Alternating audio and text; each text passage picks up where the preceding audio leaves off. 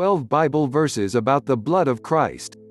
In him we have redemption through his blood, the forgiveness of sins, in accordance with the riches of God's grace.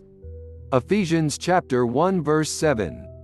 But if we walk in the light, as he is in the light, we have fellowship with one another, and the blood of Jesus, his Son, purifies us from all sin. 1 John chapter 1 verse 7. For he has rescued us from the dominion of darkness and brought us into the kingdom of the Son he loves, in whom we have redemption, the forgiveness of sins. Colossians chapter 1 verses 13 to 14. Now may the God of peace, who through the blood of the eternal covenant brought back from the dead our Lord Jesus, that great shepherd of the sheep, equip you with everything good for doing his will, and may he work in us what is pleasing to him, through Jesus Christ, to whom be glory forever and ever. Amen. Hebrews chapter 13 verses 20 to 21.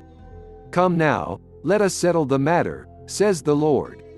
Though your sins are like scarlet, they shall be as white as snow. Though they are red as crimson, they shall be like wool. Isaiah chapter 1 verse 18. For you know that it was not with perishable things such as silver or gold that you were redeemed from the empty way of life handed down to you from your ancestors, but with the precious blood of Christ, a lamb without blemish or defect. 1 Peter chapter 1 verses 18 to 19. Everything that lives and moves about will be food for you.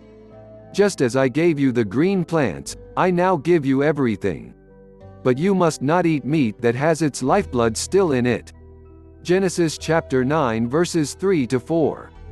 How much more, then, will the blood of Christ, who through the eternal Spirit offered himself unblemished to God, cleanse our consciences from acts that lead to death, so that we may serve the living God. Hebrews chapter 9 verse 14.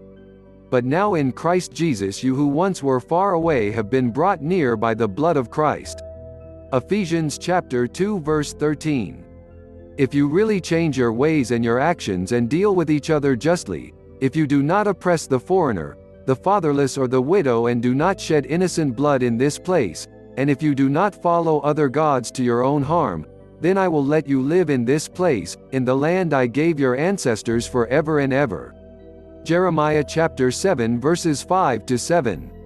In the same way, after the supper he took the cup, saying, This cup is the new covenant in my blood, which is poured out for you. Luke chapter 22 verse 20. Whoever eats my flesh and drinks my blood remains in me, and I in them. John chapter 6 verse 56.